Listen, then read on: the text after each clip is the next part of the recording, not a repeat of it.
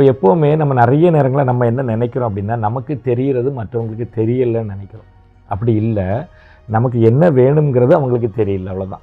இப்போ எக்ஸாம்பிள் இன்னொன்று நான் சொல்கிறேன்னே, இப்போ நீங்கள் ஒரு கார் அப்படின்னு நீங்கள் சொல்கிறீங்க, சரியா? ஒரு 3 நபர்கள் எடுத்துக்கிங்கன்னா, ஒரு ஹையர் 2 பர்சன், ஒரு பிஸ்னஸ் பர்சன் இருக்கார், ஒரு மிட் செக்மெண்ட்டில் இருக்கக்கூடிய ஒரு கார்ப்பரேட் பர்சன் இருக்கார், ஒரு மிடில் கிளாஸ் ஃபேமிலி இருக்காங்க. ஒரு 3 நபர்கள் இருக்கிறாங்கன்னு வச்சுங்களேன்.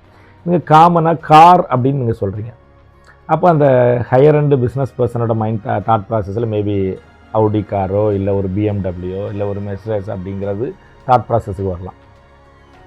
ஒரு மிட் செக்மெண்ட்டில் கார்ப்பரேட்டில் இருக்கக்கூடிய ஒரு நல்ல ஒரு கார்ப்பரேட் எக்ஸிக்யூட்டிவ் அப்படின்னு பார்த்தீங்கன்னா, ஒரு ஹோண்டா சிட்டி இல்லை அதுக்கு அந்த ஈக்குவலண்டாக ஒரு 20-25 lakhs உள்ள கார் அவருக்கு ஞாபகம் வரலாம். ஸோ இன்னும் ஒருத்தருக்கு ஒரு மாருதி ஷிஃப்ட்டு, ஒரு டாட்டாவோட ஒரு சின்ன வண்டி, இந்த மாதிரி ஞாபகம் வரலாம். இப்போ கார் அப்படிங்கிறது it's a common word, but everybody have a different opinion, சரி தானே? அப்போ நீங்கள் போய் கார்னு சொல்லிட்டு நீங்கள் ஏன் இந்த காரை நினச்சிங்க, நான் அந்த காரில் நினச்சேன் அப்படின்னு சொல்கிறது இட்ஸ் சரியில்லை. அப்போ என்ன காருங்கிறத நீங்கள் ஸ்பெசிஃபிக்காக சொல்லிட்டேன்னா அது அவங்களுக்கு புரியும்.